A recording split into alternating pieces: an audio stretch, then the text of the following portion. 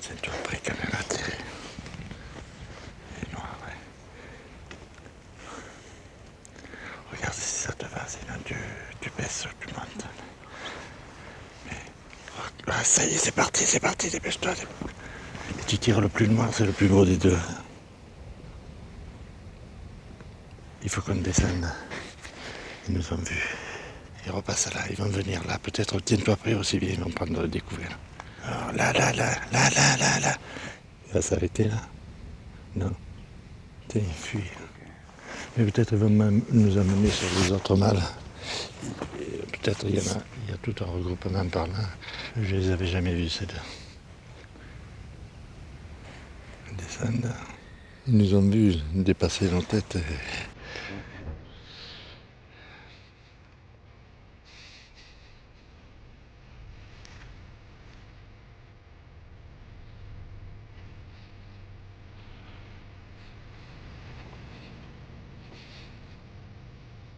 Si on n'attend pas, on va se faire avoir.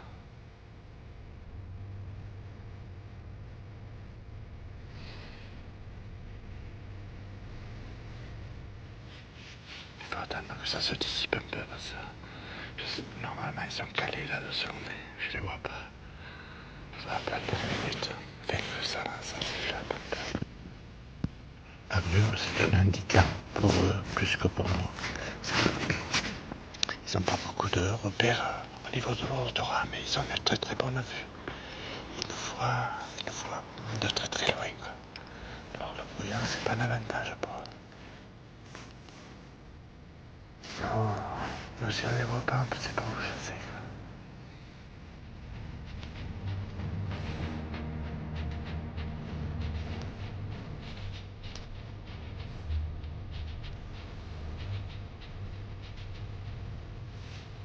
Entre les Causses-Méjean et Sauveterre, les gorges du Tarn, une fracture géologique qui entaille profondément le paysage.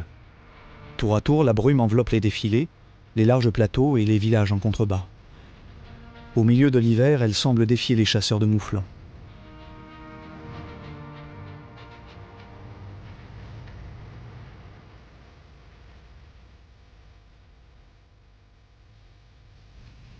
Joël Bosque aime faire partager sa passion, la chasse à l'approche dans ces lieux grandioses. Durant la saison, il est guide de chasse. Il accompagne ainsi des chasseurs venus d'ailleurs pour la traque au gros gibier. Ces paysages, il en connaît les moindres recoins, et surtout les hardes de mouflons qui y résident sur ces terres abruptes de pierrailles. Ah, j'y suis né sur ce territoire. Je l'ai chassé depuis que je chasse, depuis 16 ans. Je connais que ce territoire. Alors, donc je connais tous les recoins. J'ai pratiqué pas que la chasse à l'approche, j'ai pratiqué la chasse au lièvre, à la perdrix, au lapin, ce qui permet d'avoir une connaissance générale du terrain. En grand gibier, il a énormément évolué, en petit gibier, beaucoup moins. Hein. On n'a pas les lapins ou les lièvres ou la perdrix qu'on avait avant. Hein. Mais par contre, en grand gibier, c'est fort présent. Hein. Je n'étais pas habitué à ça il y a quelques années. Hein. Dans les années 70, quand j'ai commencé à chasser, on ne connaissait pas. Maintenant, on connaît bien. Hein. C'est bien présent, on voit des animaux, on en prélève. Nos pères et nos grands-pères n'avaient pas cette forme de chasser, ils chassaient avec des chiens. Ils ont appris à leurs enfants à chasser avec des chiens. J'ai essayé d'apprendre une autre chasse en remarquant que quand on était avec des chiens, on voyait moins d'animaux que quand on était sans chien. C'est pas encore rentré complètement dans les mœurs, mais petit à petit, on fait évoluer la situation.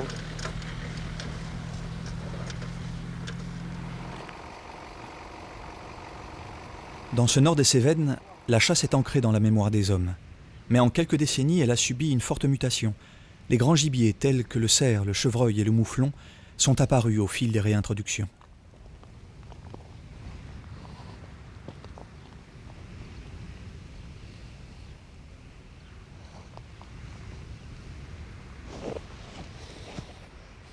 Ils avancent doucement, il faut avancer.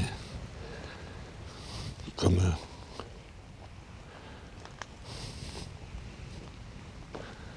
Chut, ça fuit. On va changer de tactique, on va monter tout droit là. Ils vont pas nous voir et on va les reprendre par le haut.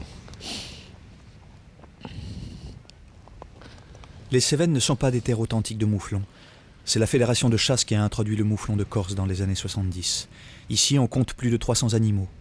Comme ailleurs en France, il a démontré sa fantastique capacité d'adaptation à de nombreux biotopes. Mais l'essentiel des mouflons, ça vit quand même sur notre société de chasse, quoi. On n'a pas loin de 6000 hectares chassables. Hein. Ça a besoin d'espace, le mouflon. Là, il est réfugié là parce que la nourriture est plus riche. Il y a de l'herbe là-dedans, de ce pâturin ou autre, entre les pierres, il arrive à manger, quoi. Mais sitôt qu'elle va arriver le mois de mars-avril, hop, il n'y a plus rien, tout est trop gelé ici, ça va redescendre dans les pentes jusqu'au mois d'octobre ou novembre, et puis après il remonte un peu pendant la chasse, il remonte là, la pression de chasse qui est en bas, fait qu'il remonte un peu sur les plateaux. Chez nous, il y a un prélèvement d'une trentaine et il y a une trentaine d'autres bagues qui sont données à des exploitations agricoles ou à des chasses privées, quoi. C'est un milieu de moutons. Le milieu de moutons, c'est le pays quelqu'un. Sur ces caillasses, eux, ils arrivent à manger que les autres espèces ne mangent pas, quoi. Tout l'espace est fait pour eux, quoi.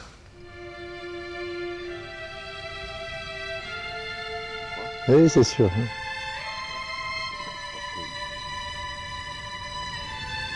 Je surveille. Hein.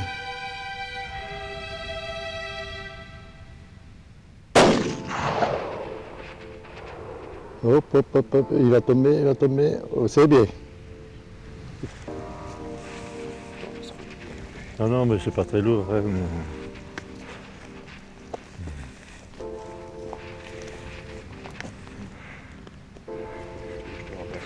Bon, ça devrait aller.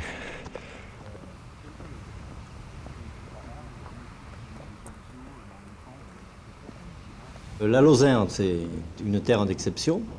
Une terre d'exception par rapport à dans ce département, disons, qui a gardé au point de vue environnement une virginité, je dirais, qui n'a pas été trop atteinte par la main de l'homme, où la chasse est fortement ancrée et dans les traditions et dans le mode de vie et de loisirs donc, des hommes et des femmes de ce pays. La Lozère, donc effectivement, 7600 chasseurs, plus de 11% de la population, c'est dire l'importance de la chasse en Lozère.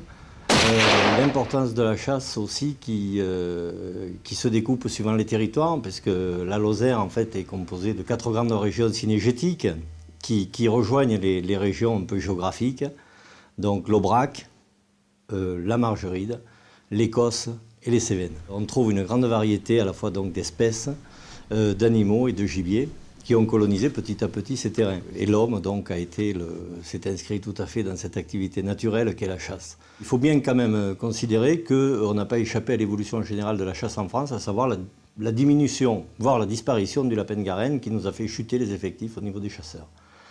Par contre, on a vu apparaître, à partir de la fermeture des milieux, la fermeture de biotopes, la transformation, effectivement, la déprise agricole notamment, on a vu apparaître donc l'augmentation des grands gibiers.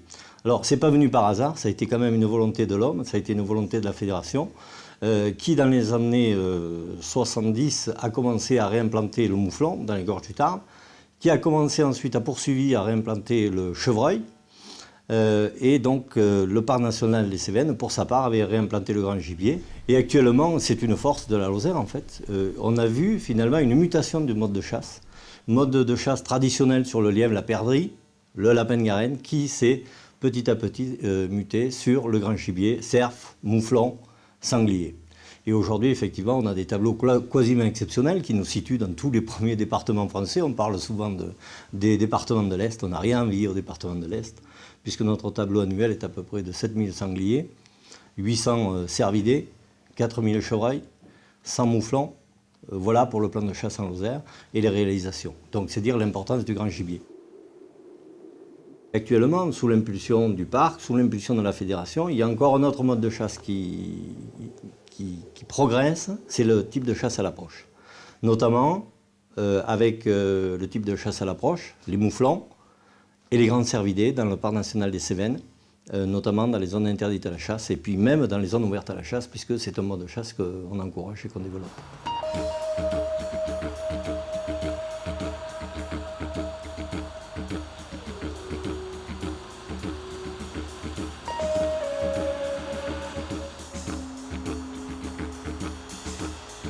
À l'automne, je vais au moins à la chasse au moins une fois par semaine et puis après le samedi matin, le dimanche matin, quoi. Souvent 1 ou 2 fois par semaine, un coup d'approche ou un coup le mercredi avec des collègues, avec des petites battues, quoi. Mais c'est vrai qu'on a cette chance de pouvoir, le jour de non-chasse c'est le vendredi, autrement il y a le lundi, le mardi, le jeudi en chasse que en approche, et le mercredi, samedi, dimanche en chasse en battue, ouverte à tout le monde. Et il est clair que moi j'ai cette chance d'être à mon compte et de pouvoir quitter le chantier si je veux pendant 1 heure ou 2 et faire un cours à l'approche. Et c'est quelque chose qui vaut de l'or, ça, à mon avis. Le premier jour de neige, les animaux ne bougent très peu. Ils ont tendance à se tenir sous les résineux où ils sont à l'abri de la neige, plus que sous les feuillus en plein milieu ouvert, quoi. Et bon, c'est pour ça qu'aujourd'hui, c'est pas le plus simple, quoi. Ce sera pas le plus simple parce que c'est le premier jour de neige, les animaux ne bougent pas énormément, quoi. Ils bougent très peu. À part les animaux qui ont été dérangés. Mais bon, le but pour retrouver les animaux dérangés, il y a des traces du matin, là. On voit que ça a reneigé par-dessus, là. Allez. Là. Allez, je...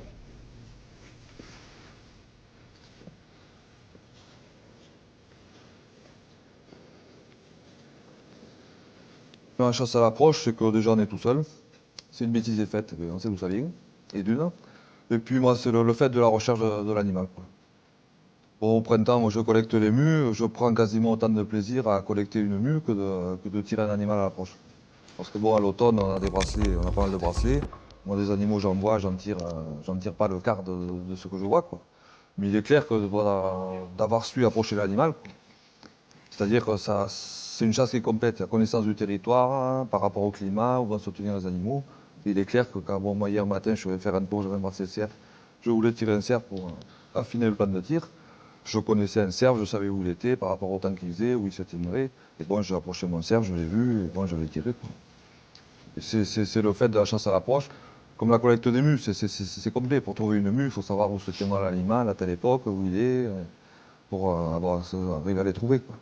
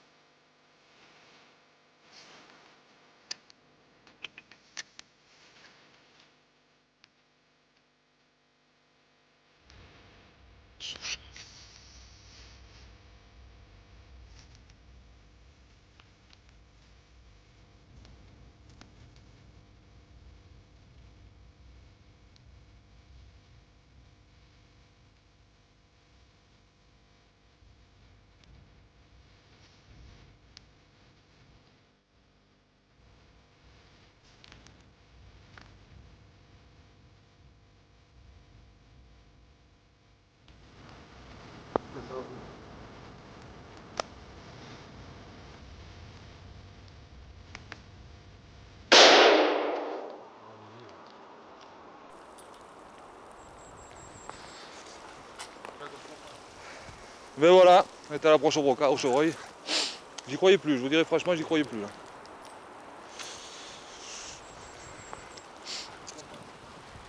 Voilà le bracelet qui a été coché. 3686 CHI. Toujours à vérifier. Bon, mais maintenant il faut viser la bête, hein. Je crois pouvoir dire que le parc ne se serait jamais fait s'il n'y avait pas eu la concession faite par l'État de la chasse dans le parc. Ça, c'est une réalité incontournable, qui en plus se relayait au niveau du terrain par la volonté cévenole. Les cévenols sont des gens accueillants, ce sont des gens chaleureux, mais qui ont des idées, qui ont des valeurs, qui veulent des valeurs, qui respectent leurs traditions, qui veulent garder leurs traditions. Et la chasse était une de leurs traditions, une de leur manière de vivre, de leur mode de vivre. Et ça, ils y tenaient beaucoup. La chasse dans le parc national des Cévennes est réservée aux gens du cru. Si lors de sa création en 1971, les chasseurs l'ont jugé comme trop protectionniste, au fil du temps, la fédération et les décideurs du parc ont réussi à concilier gestion de la faune et prélèvement dû à la chasse. Le parc a à peu près 80 000 hectares. Il y a à peu près un dixième des surfaces du parc qui sont en réserve, en zone interdite à la chasse. Donc, au point de vue biotope, c'est un biotope qui est absolument fabuleux, qui est surtout pour le grand gibier. Les 1600 chasseurs du parc ont énormément, de l'association cinégétique, disons, ont énormément de chance, puisqu'ils se partagent un terrain d'à peu près 80-90 000 hectares. Si le parc n'avait pas existé, je pense que la fédération, comme toutes les fédérations, aurait certainement fait des tentatives de réintroduction. Par contre, la réglementation ne nous aurait pas freiné ou n'aurait pas freiné le chasseur à des moments donnés. C'est clair que nous n'aurions pas eu toute la population, tous ces animaux n'auraient pas pu se développer de toute façon. Ça, c'est une évidence que le chasseur cévenol, dans son ensemble, a quand même bien profité, malgré la réglementation et l'aspect des fois qui pouvait apparaître négatif, de la création du parc national. Ça, je veux dire, personne ne peut nier ça.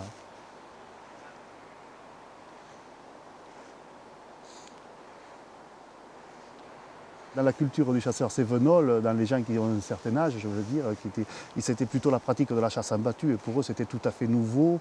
Si vous voulez, déjà ce gibier-là, ils l'ont vécu plus comme une contrainte qui leur empêchait de chasser le sanglier que comme quelque chose d'intéressant. Donc ils ne se sentaient pas du tout, ils n'avaient pas envie de s'investir là-dedans. Et puis si vous voulez, en plus, l'armement n'était pas approprié. Et le fait de pratiquer la chasse à l'approche ou à l'affût permet quand même aux gens d'observer les animaux, de voir ce qu'ils peuvent tirer ou pas. Et c'est totalement différent, quoi. Je veux dire, il y a beaucoup de gens qui font des sorties et qui ne tirent pas forcément.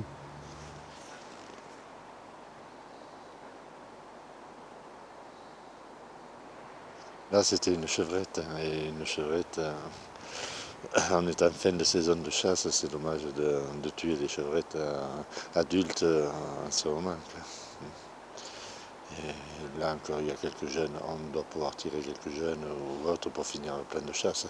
Cette chevrette est pleine et au mois de mai, elle nous fera un, voire deux petits. Et c'est le capital, c'est les chevrettes. Et alors un chasseur, il ne doit pas trop toucher au capital quand il veut continuer à aller à chasser dans les années à venir. Hein. Il n'y a pas d'obligation de tir à l'approche. On est face au gibier. Hein. On est seul face au gibier. On le choisit. Hein. On le choisit. On choisit son gibier à la battue, on le choisit pour son gibier.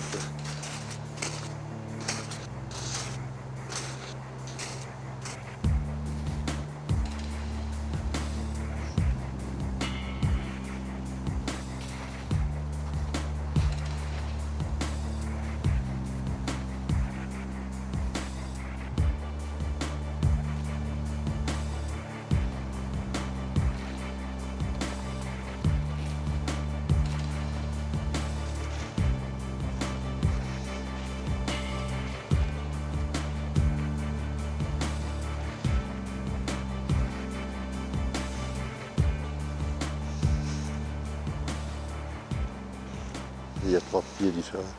Il doit y avoir biche fin ou daguet ou bichette, un des 3. Il y a 3 animaux, on le voit bien sur la neige, c'est bien distinct. Donc ces animaux sont juste là devant nous. Hein. Ils se dérobent, mais ils ne fuient pas parce qu'ils ne sont pas découverts, on ne les voit pas. Quand ils fuient, ils passeraient à découvert. Donc peut-être juste là derrière, on va continuer nos recherches.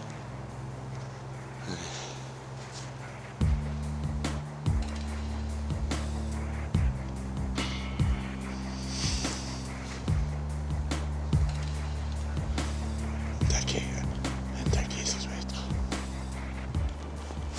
Il est tout affût. C'est sorti, c'était un daguet, pas comme on était.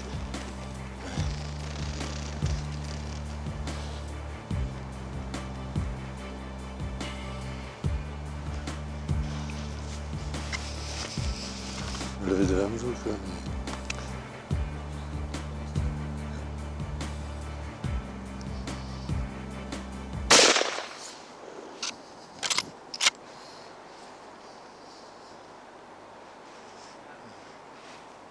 Les autres animaux sont partis à ma droite, celui-là il est parti à gauche.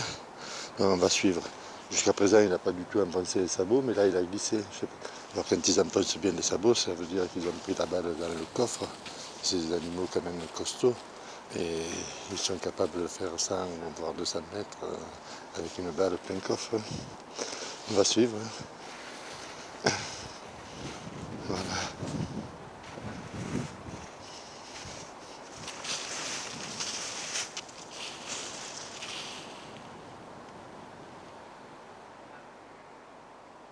Les Lozériens sont bien sûr les premiers bénéficiaires de ce biotope fabuleux.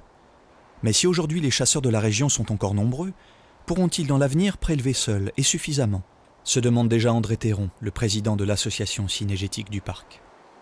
Si on faisait une pyramide des âges, je pense qu'il y a beaucoup plus de chasseurs qui ont plus de la quarantaine que ceux qui ont en dessous. Donc il y a des gros soucis. Et c'est vrai qu'à plusieurs fois, on nous glisse comme ça, faites venir des chasseurs, faites venir des chasseurs. Donc, nous faisons venir des chasseurs. Mais ce n'est pas le tout de faire venir un chasseur. Je veux dire, si vous ne l'accompagnez pas, si vous ne lui apprenez pas, je veux dire, le territoire, il va mettre un temps infini à avoir une connaissance du territoire qui lui permettra de faire des réalisations.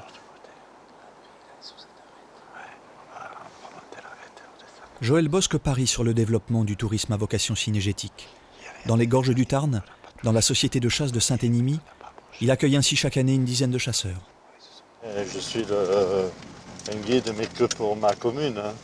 Mais si c'était pratiqué sur beaucoup de communes,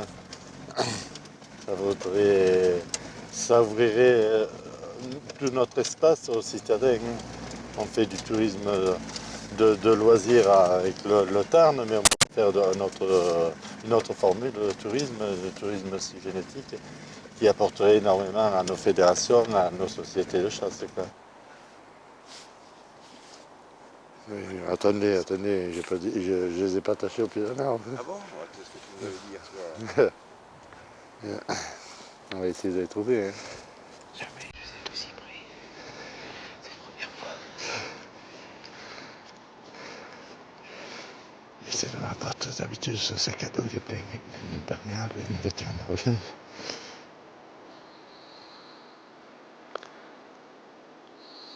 Tu verras jamais les animaux.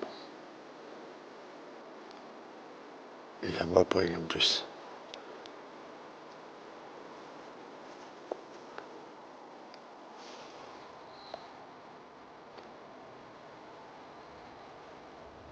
Un musicien déjà.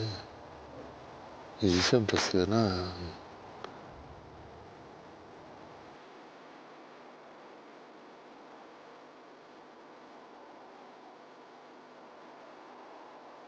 Plutôt comme ça, quand t'as bien rempli tes poumons, si t'es bon, t'es pas bon, tu tires pas de toute façon, on n'est pas là pour. Si tu le sens, tu le tires, sinon il n'y a pas d'obligation.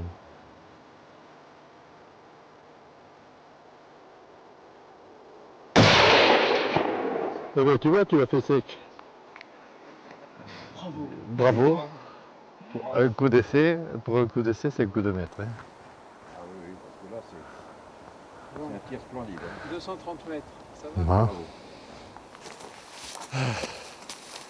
Eh ben voilà. Eh ben, ah, regarde-moi ça. C'est pas mal. C'est-il pas beau? C'est-il pas beau? Hein? À toi le breveté. Je vais quand même avoir l'honneur d'y remettre la dernière bouchée. Ouais. Hein? Museau blanc. Museau blanc. Bel animal. Je sais pas que la chasse demeure comme ça. On en a bavé toute la journée, mais on l'a eu quand même. Ah.